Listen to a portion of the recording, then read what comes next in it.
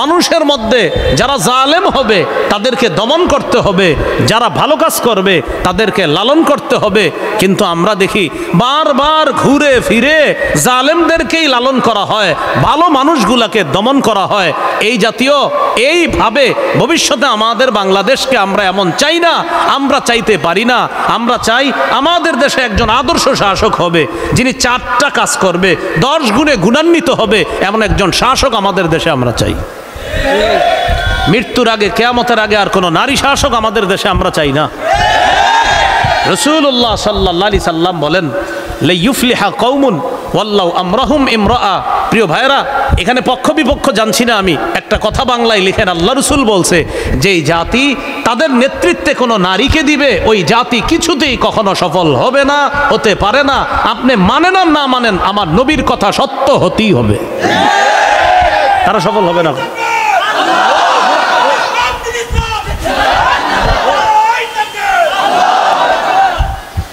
তাহলে 4 নাম্বার গুণ শিষ্টের লালন, দুষ্টের দমন, মানে ভালোকে লালন করা, খারাপকে দমন করা। এটা মুসলিম শাসকের 4 নাম্বার বৈশিষ্ট্য। মুসলিম শাসকের 5 নাম্বার গুণ কি হবে? ও পরবর্তী আরেকটা সফর, জুলকারনাইন বাদশার পরের যে সফরটা, সেই সফরটা হয়েছিল আপনার পূর্ববাস।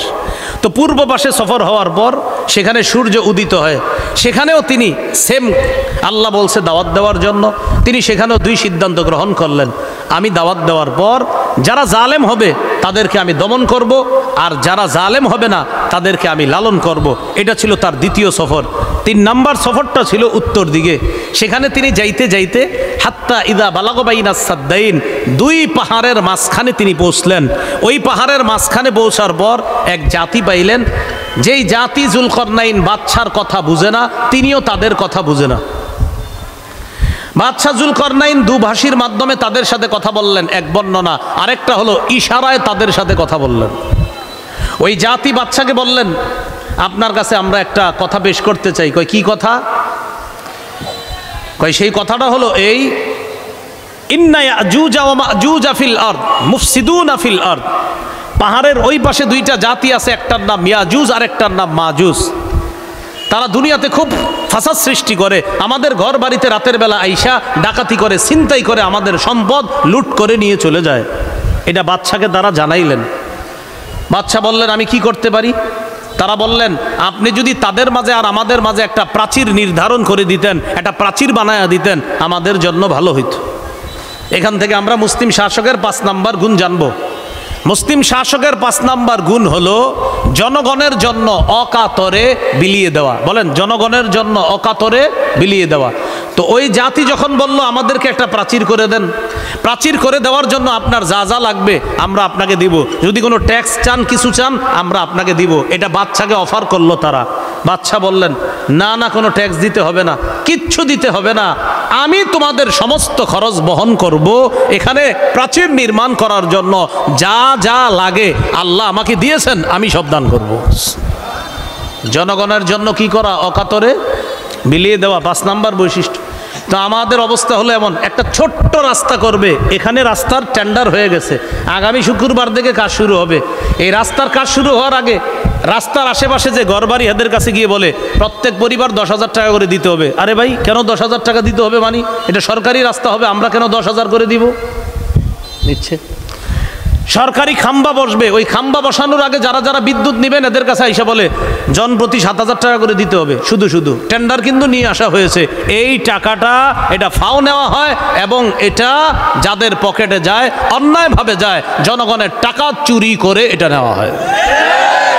কেন? আপনি তো টেন্ডার পেয়েছেন, সরকারের টাকা, আপনি এটা করবেন জনগণের জন্য, কেন পাশে যে ঘর বাড়িগুলা এরা প্রত্যেকে এই পরিমাণ টাকা দিতে হবে? আল্লাহ আমাদেরকে হেফাজত করেন। এটা আর কি, এটা হলো আপনার একটা, এটা আউট ইনকাম। কি ইনকাম? এটা আউট। হ্যাঁ, এটা হলো পাতি পাতি যারা আছে ছেসরা টাইপের, এদের ইনকাম এটা। বাদশাহ জুলকারনাইন কি বললেন? আমি প্রাচীর নির্মাণ করে দিব, কিচ্ছু লাগবে না, তোমরা একটু সহযোগিতা করতে পারবানি আমাকে? কয় কি সহযোগিতা? আইনুনি বিকুওয়াতিন, তোমরা একটু শক্তি খরচ হবে, ওই যে লোহার পাতগুলা দেখা যায়, এই পাতগুলা একটু আইনা দিবা, পারবা? কখনো সমস্যা নাই, অনেক শক্তিশালী জাতি, কয় পাত আইনে দেবো আমরা। আজআল বাইনাকুম ওয়া বাইনাহুম রদমা, আমি তোমাদের মাঝে আর তাদের মাঝে একটা প্রাচীর নির্মাণ করে দিব, তোমরা নিয়ে আসো। লোহার পাত আনার পর দুই পাহাড়ের মাঝখানে এই পাতগুলা রাখতে রাখতে দুই পাহাড়ের মাঝখানের ফাঁকা জায়গাটা লোহার পাত দিয়ে পূরণ করা হয়ে গেছে। এবার এই পাতগুলো একটা আরেকটার সাথে পার্টিশন দিতে হবে, রেখে দিলেই তো হবে না, বা কারণ ইয়াজুজ মাজুজ এসে আবার ধাক্কা দিলে পড়ে যেতে পারে। ইটগুলা যদি শুধু গেঁথে রাখেন আর যদি এটা দিয়ে সিমেন্ট টিমেন্ট না দেন, প্রলেপ না দেন, থাকবে না, পড়ে যাবে। তো লোহার পাতগুলা দিয়ে আল্লাহ বলছে হাত্তা ইদা সাওয়া বাইনা সাদাফাইন, দুই পাহাড়ের একদম উঁচু স্থানের একদম বরাবর হয়ে গেল লোহার পাত। যুলকরনাইন বাদশা বললেন, এক কাজ করো, উনফুখু, তোমরা আগুন জ্বালাও, ওই আগুনের মধ্যে হাওয়া দাও। ওই যেটা দেখবেন ওই যে হাপর যারা বানায়, দাঁড় কুড়াল টুরাল বানায় না, এরা কি করে দেবে, এটা ওখান থেকে আসছে, কিন্তু ফুদাও আগুনের মধ্যে, আগুনের তাপ বাড়াও, তা আগুনের মধ্যে দেওয়ার পর এবার এক কাজ করো, সীসা গলাও, কোনো বর্ণনায় অন্য কিছু আসছে, ওটা গলাও, গলানোর পর এটা আমার কাছে দাও। দেওয়ার পর বাদশাহ যুলকরনাইন কি করলেন, ওই গলিত যে অংশগুলা এগুলো আপনার ওই লোহাগুলার মাঝখানে দিয়ে দিলেন, তখন মজবুত একটা প্রাচীর দেয়াল তৈরি হয়ে গেল। তিনি তাদের কাছ থেকে কোনো কিছু গ্রহণ করলেন না, উল্টা নিজ খরচে ওই প্রাচীরটা তিনি নির্মাণ করে দিলেন। তাহলে মুসলিম শাসকের 5 নম্বর বৈশিষ্ট্য, সেটা হলো জনগণের জন্য অকাতরে বিলিয়ে দিবে। জনগণ আপনাকে বিশ্বাস করে, আপনি অকাতরে বিলিয়ে দিবেন। 6 নম্বর মুসলিম শাসকের 6 নম্বর বৈশিষ্ট্য গুণ হলো মানুষের জন্য কিছু করতে পারলে আল্লাহর শুকরিয়া আদায় করা। সূরা কাহফের 98 নম্বর আয়াতে আছে, যুলকরনাইন বাদশা মানুষের জন্য কিছু করতে পাইরা তিনি বললেন, রহমাতুম মির রব্বি, আমি যে তোমাদের জন্য কিছু করতে পারলাম এটা আমার রবের রহমত, দয়া। সুবহানাল্লাহ, আমি যে তোমাদের জন্য কিছু করতে পারলাম এটা আমার কোনো কৃতিত্ব না, রহমাতুম মির রব্বি, এটা আমার রবের পক্ষ থেকে দয়া। তাহলে 5 নাম্বার জনগণের জন্য অকাতরে বিলিয়ে দেওয়া। 6 নাম্বার জনপ্রতিনিধি জনগণের জন্য কিছু করতে পারলে নিজের ক্রেডিট না দেখানো, বরং এটা বলা আমার রবের অনুগ্রহ, দয়া, যে আমার রব দয়া করেছে তাই আপনাদের জন্য আমি কিছু করতে পারছি। এটা হলো 6 নাম্বার। মুসলিম শাসকের 7 নাম্বার গুণ, রক্ষণাবেক্ষণের যোগ্যতা থাকা। রক্ষণাবেক্ষণের যোগ্যতা থাকা, হিসাব পাতি এইগুলা খুব ভালোভাবে বোঝার চেষ্টা করা। যেমন সূরা ইউসুফের 55 নম্বর আয়াতে আছে, ইউসুফ নবী জেলখানা থেকে বের হওয়ার পর মিশরের বাদশাকে গিয়ে বললেন, ইজআলনি আলা খাজাইনিল আরদ, খাদ্য ভাণ্ডারের দায়িত্বটা আমাকে দেন, খাদ্য ভাণ্ডারের দায়িত্ব এটা আমাকে দেন। এটা কে বললেন? ইউসুফ আলাইহিস সালাতু ওয়াস সালাম, যে খাদ্য ভাণ্ডার যেটা আছে এটার দায়িত্বটা আপনি আমাকে দেন। এই খাদ্য ভাণ্ডারের দায়িত্ব ইউসুফ আলাইহিস সালাতু ওয়াস সালাম চাইলেন। এখান থেকে একটা বিষয় বুঝে আসে, অযোগ্য মানুষে যখন এলাকা ভরে যাবে, যোগ্য ব্যক্তিরা তখন নেতৃত্ব চেয়ে নেওয়া জায়েজ আছে। এই কথাটা বুঝে ঠিক বললেন। অযোগ্য ব্যক্তি যখন ভরে যাবে তখন যোগ্য ব্যক্তি যারা তারা এগিয়ে এসে নেতৃত্ব নেওয়ার চেষ্টা করতে হবে। বুখারীর বর্ণনা, লা তাসআলিল ইমারা, তুমি নেতৃত্ব চেয়ে নিও না, বুখারীর বর্ণনা। আর কোরআনে আছে ইউসুফ নবী বলতেছে আমাকে আপনি খাদ্য মন্ত্রণালয়ের দায়িত্ব দেন। তো এক হাদিসে আছে দায়িত্ব চাওয়া যাবে না, আর কোরআনে আছে দায়িত্ব চাওয়া জায়েজ আছে। তাহলে দুইটা তো বিপরীত হয়ে গেল। এটার জবাব হলো দায়িত্ব চাওয়া যাবে না কখন? যখন যোগ্য ব্যক্তিরা দায়িত্বের আসনে থাকবে তখন অযোগ্য ব্যক্তিদের দায়িত্বে আসার দরকার নাই, তখন আপনি দায়িত্ব চাওয়া দরকার নাই। আর দায়িত্ব চাবেন কখন? যখন অযোগ্য ব্যক্তিরা যোগ্যতার আসনে বসে থাকবে তখন যোগ্য ব্যক্তিরা দায়িত্ব চেয়ে নেওয়া এটা জায়েজ আছে। যেমন ইউসুফ নবী চেয়ে নিস আমাকে আপনি খাদ্য মন্ত্রণালয়ের দায়িত্ব দেন, অন্যদেরকে দিলে চুরি হবে, ডাকাতি হবে, আমাকে দিলে আমানতদারিতা রক্ষা হবে, চুরি হবে না, খাদ্য মন্ত্রণালয় সঠিকভাবে পরিচালনা হবে। এটা হলো সূরা ইউসুফের 55 নম্বর আয়াত। তাহলে রক্ষণাবেক্ষণের যোগ্যতা থাকা এটা হলো 7 নাম্বার গুণ, বৈশিষ্ট্য। মুসলিম শাসকের 8 নাম্বার গুণ, এটা আমার সাথে একটু বলেন, বলেন ঘুষ গ্রহণ করবে না। জোরে 3 বার বলেন, আরো জোরে বলেন, সুন্দর করে বলেন। এটা 8 নাম্বার গুণ। মুসলিম শাসক ঘুষ গ্রহণ করবে না।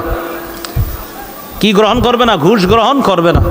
সূরা নামলের 35-36 নম্বর আয়াত।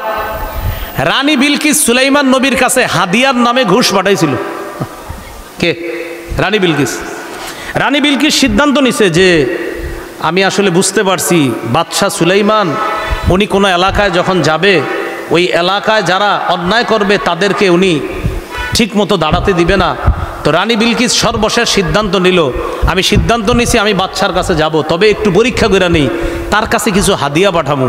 হাদিয়া পাঠানোর পর যদি দেখি গ্রহণ করে তাহলে বুঝবো তিনি দুনিয়াদার, আর আমি তখন বলবো দেখেন আপনার কাছে কিছু পাঠাইছি, আপনি এগুলা নিয়ে খুশি থাকেন, আপনি আপনার দায়িত্ব পালন করেন, আর আমাকে আমার রাজত্ব পরিচালনা করতে দেন। মানে রানী বিলকিসের কথা হলো কিছু দিয়া যদি সুলাইমান নবীরে থামানো যায় তো তিনিও ভালো থাকুক, আমিও ভালো থাকি।